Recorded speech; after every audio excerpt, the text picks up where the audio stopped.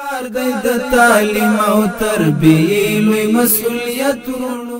د سمنګان ولایت مرکز اړوند شپې د سکې د شاملولو په موخه د اسلامي امارت له 9 تنو مجاهدینو څخه د سویې د تثبیت آزموینه واخیستل شوه.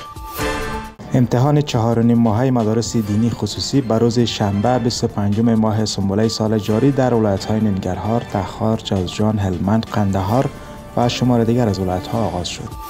د کاپیسا ولایت حصه اول ولسوالۍ د بیبي حلیمه سعیدیه ښځینه و دارالحفاظ د یادې ولسوالۍ په آفتابچي کلي کې د سیمې د خلکو په ګډون پرانیستل شو.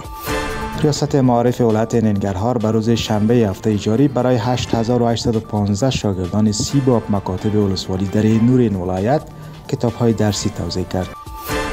د بغلان پوهنې ریاست اړوندو کارکوونکو ته د قرآن کریم د تفسیر او ترجمې په اړه یو ساعته درسي حلقه پیل کړه. آمریت معارف ولسوالی زرمت ولایت پکتیا با برگزاری محفلی از شاگردان مکاتب این ولسوالی که در امتحان کنکور نمرات بلند نقض کرده بودند تقدیر کرد. د لوګر ولایت پوهنې ریاست د یاد ولایت د کانکور ازموینې یو سل 30 تنه ممتاز زده کوونکي د یو شاندار مراسمو په ترڅ کې وستایل. 434 تن معلمین ذکور و اناث از مکاتب مختلف ولسوالی‌های ولایت دایکندی از ورکشاپ ارتقای ظرفیت که از سوی ریاست معارف این ولایت با همکاری یونیسف برگزار شده بود فارغ شدند.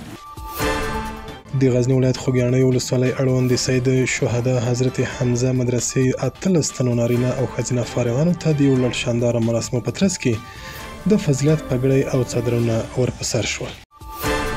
هیئت ریاست امتحانات معیاری و ارزیابی تعلیمی معاینت تضمین کیفیت وزارت معارف روز دوشنبه برای ارزیابی وضعیت تعلیمی به ولایت پروان سفر کردند. د دایکندي ولایت پوهنې ریاست د ساينس او ټکنالوژي مدیریت په اړوند ولسوالیو کې د پوهنې پر ټولو ریاستونو 100 ښوونیز توکي او لابراتواري وسایل وویشل. مدرسه عبدالله بن زبیر از سوی مولوی عزیزالرحمن حقانی رئیس معارف ولایت کاپیسا در قریه کاریزی ولسوالی حصه دوم کوهستان افتتاح و به فعالیت آغاز کرد. په ننګرهار ولایت کې د پوهنې یو دوست شخصیت د یاد ولایت په شیرزاد ولسوالۍ کې د ضیا القرآن دینی مدرسې له ادارې سره د 200,000 افغانیو نقده مرسته وکړه. الحاج مولوی حبیب الله آقا سرپرست وزارت معارف و هیئت همراهشان به هدف افتتاح شماری از پروژه‌های تعلیمی و بررسی امور تعلیمی و تربیتی ولایت بلخ عازم آن ولایت شده است. او د بدخشان ولایت پوهنې رئیس مولوی محراب الدین اقبال لوري د سایف شهید علی لیسه احاطوي دیوال د بنسټ ډبره کېښودل شوه.